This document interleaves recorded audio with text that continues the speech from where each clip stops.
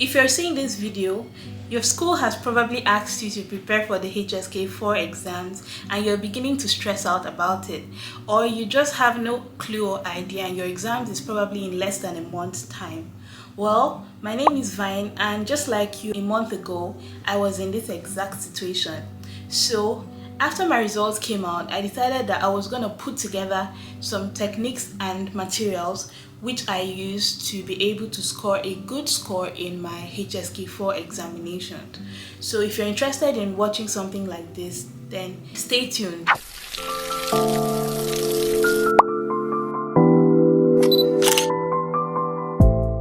For the sake of those who may not know what HSK is, the full meaning of HSK is hanyu shuiping kaoshi, and it is a Chinese proficiency test that is given to foreigners or foreign students in China, and this is to test your level in Mandarin fluency. So this exam comes in different levels. We have HSK1 and 2, which is the beginner level, HSK3 and 4, which is intermediate level, and we have HSK5 and 6, which are for advanced speakers. Of recent, there's been new levels like HSK7, 8 and 9, which are probably for language prodigies, but for the sake of this video today, we're gonna be sticking to HSK4 because this is the level which I am at and this is the exam which I've written, and that's the only exam I can probably speak on. I made use of some materials which I'll be listing in their order of importance, and I'm also going to link these materials in the description box below, so do well to check the materials out after this video. So the first material I used were the 1200 words which are required for HSK4 learners, and I got these words from the official HSK website. So I printed them out, and that was the first material I used. The second material I used was a playlist from Cici Laoshi on YouTube, which consisted of all the grammar points for HSK4. The third material which I used was the HSK4 Shang and Xia textbooks. These books would help you with the grammar points as well. It can be very useful when you are attending Cici Laoshi's lectures or listening to the playlist. The last material which I used are some apps. Before I sat for the final exam, I took some mock exams and I made use of super tests for that, and I also made use of HSK flashcards. So yeah, these are the materials I made use of for the sake of the exam. Now I'm going to be talking about some of the study techniques which I used to study for my exam. The first thing I did was to master all the words. When studying a new language, the first thing you should do is master some new words. So I know 1200 words sounds like a lot of words to study within 3 weeks. I can totally understand, but you probably already know 600 of those words if you're someone who has already been speaking basic Chinese for a while. So you don't need to stress about it. All you need to do is study at least 80 words every day until the day of your exam, and you'll definitely be able to remember all the words.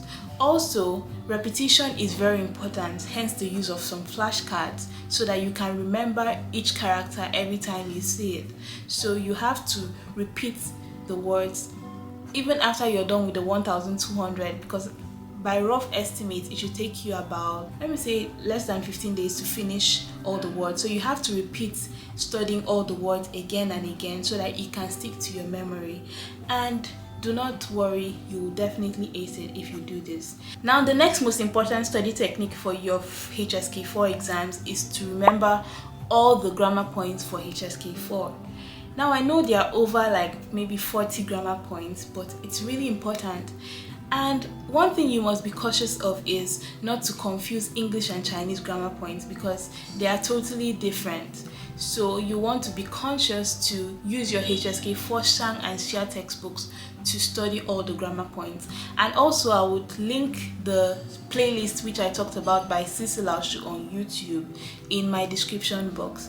I listened to this playlist 2 times before my exam, but honestly you don't need to listen to it 2 times. 1 time is enough if you're someone that takes notes.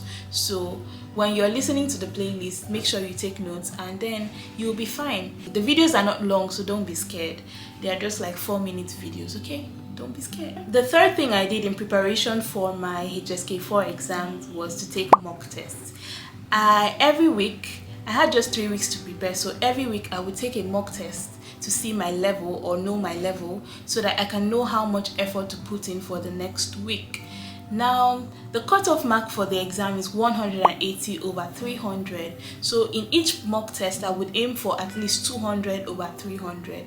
And let me tell you something, if you can get at least 200 over 300 in your mock tests, then you shouldn't be worried about passing this exam. Also, try your best to take as many mock tests as possible so that you can have a lot of confidence by the time you enter the exam hall, and you can also know what the exam pattern looks like and the exam interface. Yes. Now, because I care for you guys so much, I'm gonna give you guys some tips which will help you on the exam day. The very first thing I'm going to tell you here is do not panic. Do not be scared. If you're scared, you would forget. Like me, I was so scared on my exam day, but please, my friends, don't be scared. So yeah, that's the first thing. And the second thing I'm going to tell you today is cut yourself some slack. Don't be so strict on yourself. Leave room for errors, because Chinese is not your first language. It's good enough that you're learning Chinese. Leave room for errors, okay? Don't try to be perfect. Don't expect a perfect score. Just be happy with what you get, and yeah. Then the last tip I'm going to tell you for today's video is do not forget to carry all the materials that will be required for this exam. I know if you're in China, you're required as a foreigner to bring your international passport and your admission ticket to this examination hall. It's a CBT exam, so you don't need to bring your pencil, except you're taking the handwritten one. But if it's the computer-based one, then you don't need to bring writing materials. But just make sure you bring all the materials, and I wish you success in your HSK4 exams. If you've watched this video to this point, I'm certain that you're going to ace your exams. So can I ask a favor from you? If this video was of any help to you, please let me know by liking this video, commenting in the comment section below, and also subscribing to my channel. Then when your results are out, please make sure you come back to the comment section of this video to share your good news so that you can inspire others who hope to write the exam in the near future. Thank you very much for watching this video, and I'll see you guys in my next video. Bye bye.